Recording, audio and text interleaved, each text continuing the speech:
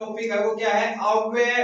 अव्यय होता है वो एक अविकारी शब्द होता है। जैसे संज्ञा सर्वनाम विशेषण पढ़ाया था ना मैंने, वो कहते हैं विकारी शब्द थे, ये अविकारी शब्द है। और इसके अंतर्गत है ना वो क्रिया विशेषण भी दर्शाया हुआ है। अब देखो आगे, अब ये दोनों जो चैप्टर है ना वो देवनारायण और आरएस आर्यवर्धन दोनों के लिए क्या है, समान चल रहे हैं, क्योंकि इनका कोर्स क्या होता है वो समान होता है।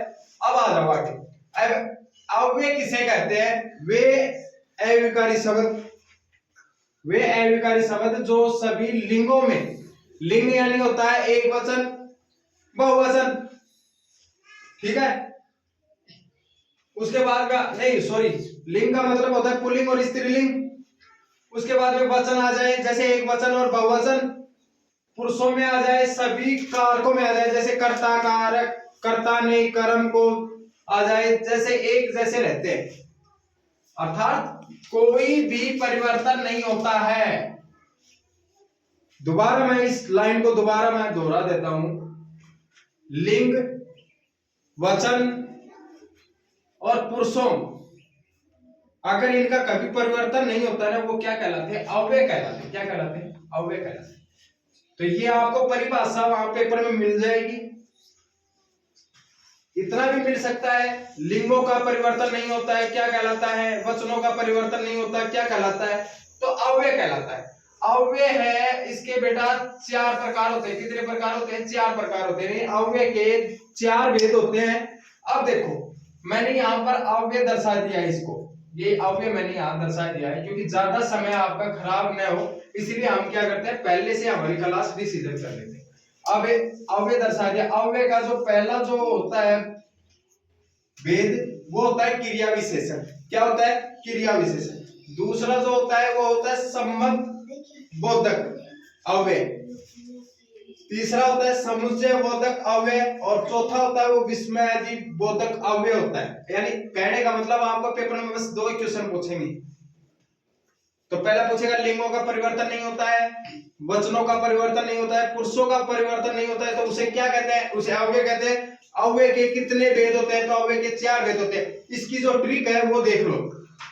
ट्रिक में क्या बोल रहा है, ये ट्रिक बहुत सोच समझ के बनाते हैं भाई। मेहनत करता हूँ, पूरी नाइट लगा रहता हूँ कि किसी बच्चे का भला हो और आगे वो बढ़े, तो इसलिए हम मेहनत करवाते हैं। नहीं कोई नहीं बताता ये ट्रिक विक।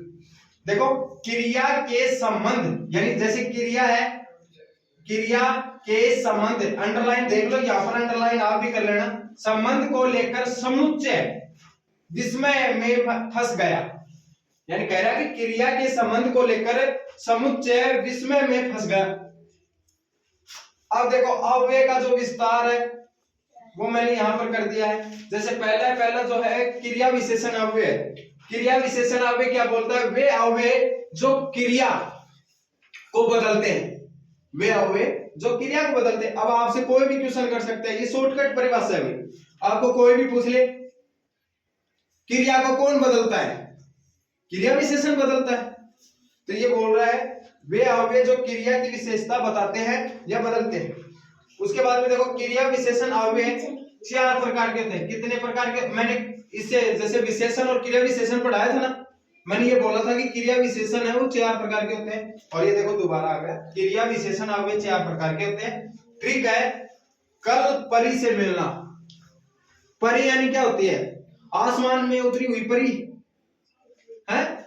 तो ये क्या बोल रहा है, देखो ये ट्रिक हम बहुत सोच समझ के माइंड से सेट करते हैं। और मैं दोबारा बता रहा हूं, इसकी जो ट्रिक है वो क्या है, कल परी से मिलना।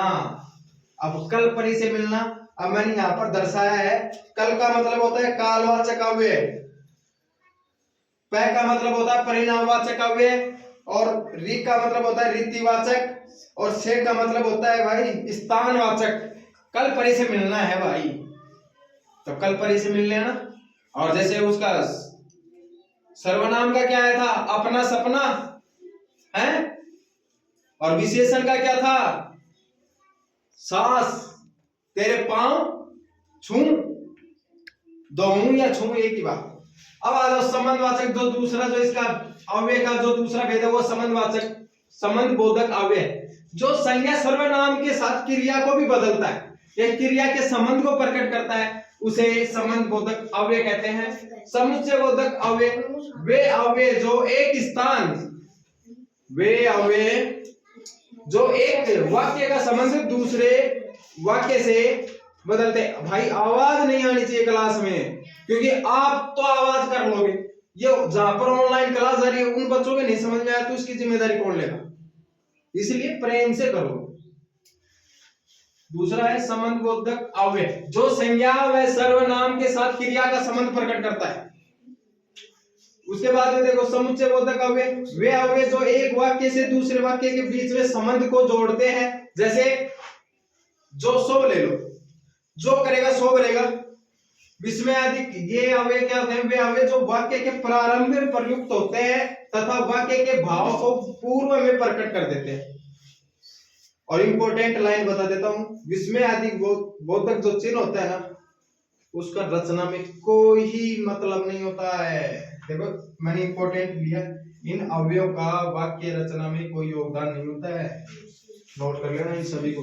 यहाँ पर हमारा अव्यय क्या है वो समाप्त हो गया है। 5 नंबर टॉपिक क्लियर है। किसी भाई को अगर ऑनलाइन क्लास लेनी चाहिए, लेनी है तो AYUSH आयुष AWANA आवाना YouTube YouTube पे जाएं और सब्सक्राइब करें और क्लास का अनुभव उठाएं। अगर कोई भी समस्या आती है तो शेयर करें। फिलहाल ऑनलाइन क्लास है वो देवनारायण और RSR का समान टॉपिक है, ये चल रही है। इसके बाद में मैथ है, मैथ की मैंने बुक्स लेवल क्वेश्चन करवा दिए, लेकिन मेरे तरीके से मैं बेसिक नॉलेज ले लूंगा, उस पर थोड़ा सा टाइम चाहिए मेरे को, वो आपने लगभग मार्च में स्टार्टिंग करेंगे, क्योंकि अभी क्या है कि स्कूल वाले बच्चों की एग्जाम है, इंग्लिश मीडियम बच्चों की, इसलिए हिंदी चल रही है और हिंदी में 20 क्वेश्चन से बाहर कोई क्वेश्चन नहीं जाएगा। उसके बाद में धीरे धीरे हम पर्यावरण अध्ययन यानी EVS की ओर बढ़ेंगे और साइंस की ओर बढ़ेंगे। जय हिंद, जय भारत।